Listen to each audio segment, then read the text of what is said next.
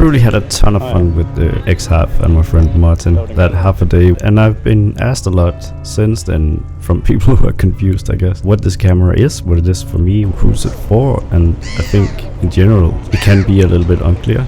So I think what this camera is easier to define by who you are or who the audience is. Because if you're a professional, you might look at this camera as a toy camera. If you are an enthusiast, you might look at this camera as maybe a take on a retro style body. If you're just like a normal, sane person, then you might look at this camera as an opportunity to be creative. And I think that is what it mostly is. When you try to define this camera, it's easy to think that because it has this name X-Half, that's a nod to the half frame, which it is, but this is not a camera that tries to convey a 70s kind of feel or look.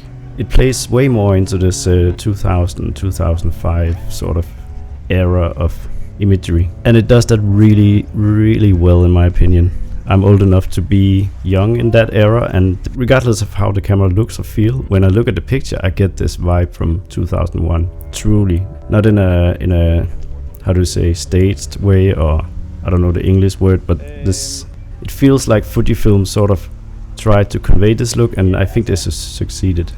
It feels like with everything Fuji does when it comes to simulation, that they went into this full-heartedly, and I think the result speaks for itself. When I was walking around with the camera and looking on the back of the screen, I wasn't convinced at the time. I were convinced throughout the day because I switched to black and white. Then I got this across look, and that looked convincing. But everything with color on the display looked like something on a display from a 2001 camera, and that is in a weird way.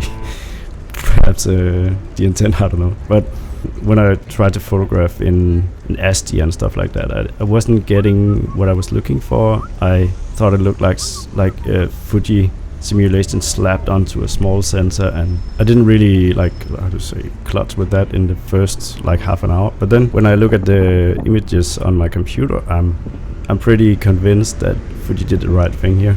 And while these simulations aren't one-to-one the ones that you get on a APS size sensor, they do sort of lean into this half size look and feel. You get a lot more grain, you get a lot less dynamic range, and that is sort of the thing you expect when you go from a full frame camera to a half frame. You get the same compromises, and you get these compromises here just APS to a 1-inch size sensor, maybe a little bit more than that, but that just speaks into the 2001 sort of era in a way.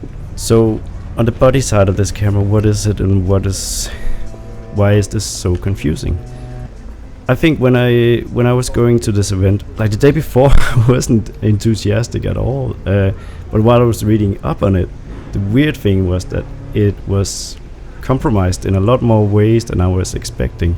But the more compromises I saw, the more enthusiastic I got in a way, and that's really weird. So I think why this is confusing is because of the price, really. The price is higher than the expectation in a way. When I was getting enthusiastic about this camera, I saw it as this, not necessarily the everyday carry or the behind the scene camera for me that I would carry every day, but it would be one that I had around the house that I can pick up, my partner can pick up, or my kids could pick up and just shoot away with it. And I think that camera is that camera. It's just priced a little too high for that. But if the tariffs stabilize and the camera price also stabilized, then I think it will become this camera at some point. And then there's the other aspect of criticism on this camera, that's probably coming from enthusiasts and professionals that want a little bit more. I'm also that person. While I would love the version of this camera as it is, I would also love a version that takes itself a little bit more serious. It doesn't have to bring anything more to the table, just has to bring what it has right now, just do it a little bit better.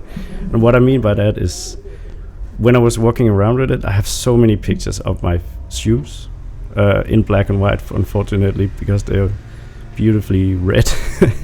But I can see in the video that there's a lot of really great shots that I missed because the shutter were going off like a second later.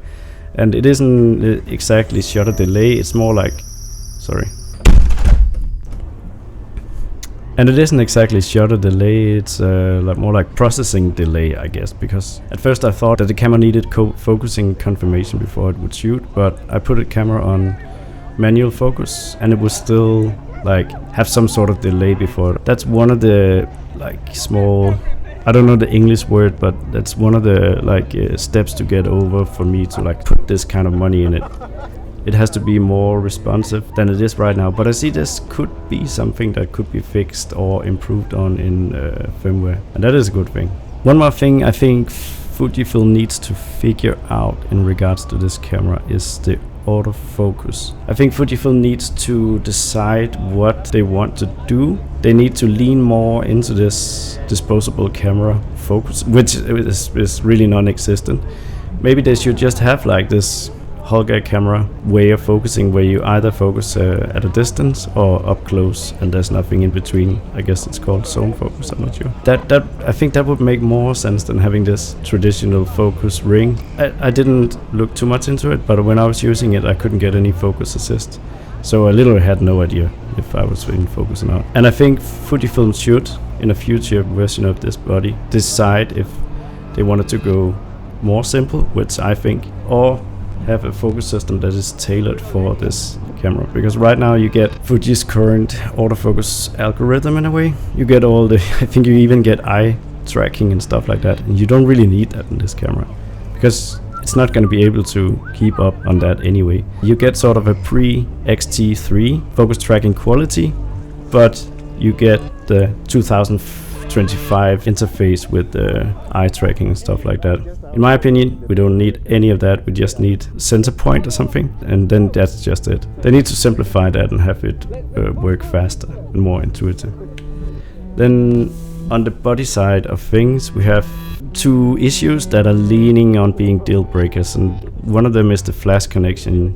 There's this cold tube and you have the LED. And in my opinion, that cold tube has no purpose, because the only purpose I see is mounting an LED light, but you already have that, right? And the other thing could be mounting a GoPro, but the GoPro is almost heavier than this camera, so it's more like you could mount this camera on a GoPro instead. And the other thing is, it's not a deal breaker at all, but it's the film winder. Don't get me wrong, I think this is really cool. I think the way it works, it pops out when you turn it on, and then it's halfway out. Then you can press it in and you get a image preview, and that is obscurely well thought out. This is so cool. I think I probably wouldn't want this on the cameras that I use on a professional level, because I wouldn't want to all of a sudden be in an image preview situation when I'm still shooting or whatever, and I could be a little bit flimsy in that way. So, but I think in this situation it's so cool, and I would love this to be part of other cameras as well. You could put this on an X100, I think, and then you can just remove the playback button. Yeah, I think this is so well thought out that you should just remove the playback button. I think it's also really cool when you make these dual images. That part I have no problem with, but when I was handling the camera, I was sometimes cranking out the winder to use it as a grip, and it doesn't work that way. The winder, I think, is made of plastic, and it doesn't feel like something you could put pressure onto. Like the long way that wouldn't work, and it also doesn't work because it's programmed to do something else. But I think that is also a really nice opportunity to make a quality winder that you could use as a thumb rest. I think Leica did this once. I'm not sure, but I think that idea is really good and something that Fujifilm should explore. They could easily just have this winder and you can be able to program it or not, and that would still piss people off, I think. But anyways, I think it's a brilliant idea. I think I had this camera for about 2-3 hours or something, and in this last hour or half an hour or something, I was able to just let go of the digital part of this camera, because obviously when you hand it over a camera, you can't ignore the menu system and stuff like that, but that is really what this camera is about. Ignoring all the digital aspect of the camera and just think of it as pretty much just a disposable camera. For that price, it's a pretty expensive disposable camera. I should do the math on how many disposable cameras you can get with film development and scan for the same price, and that is something to consider as well.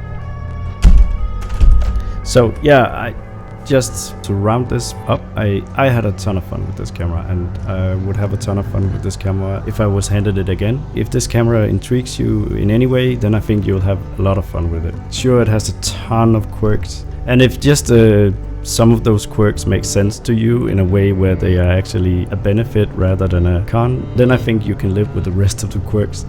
Because this camera is all quirks, that is what's cool about it. And I think Fuji did it in a way that is not, I don't know the English word for this, but it's like pretentious. It's not pretentious, I feel like they nailed this first approach on this concept, and they can develop from here. So will I buy this camera? On this price I'll pass on it, but I think it will come down, I'm sure. And when it comes down, then it will make sense, I think.